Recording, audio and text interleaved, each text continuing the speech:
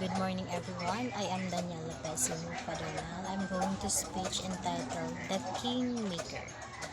Manila 2014, Imelda Marcos, a First Lady of the Philippines in 1965 to 1986. Imelda says, when I see Manila, I feel so sad and depressed.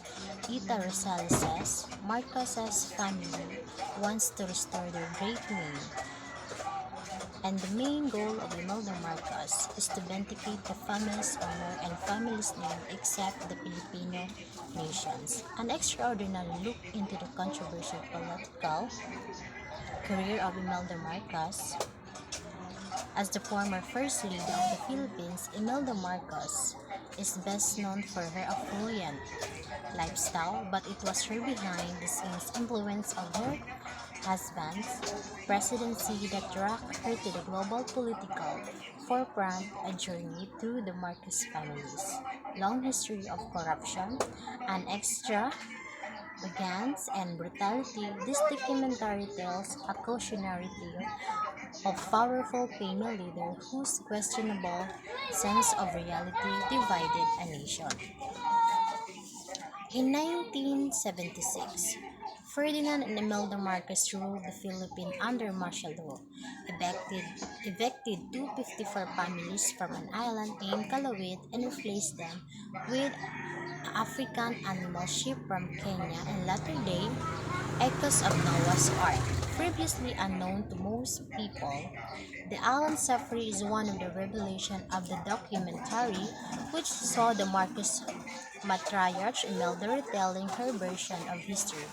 Grenfell and an interview said the idea for documentary originally came to her after reading about Calauet, which described as this animal island where she depopulated an island of its indigenous people and brought in animals from Africa on a boat.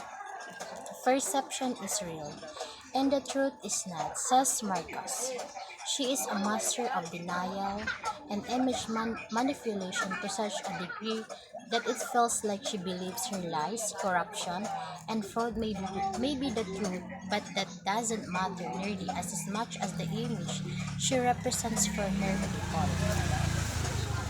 As a First Lady of the Philippines for more than 20 years, Imelda Marcos was known for her extravagant and affluent lifestyle, including her luxuries as a president from 1965 to 1986. Marcos ruled as dictator under martial law from 1972 until 1981 before being forced from office and fleeing the country in 1986.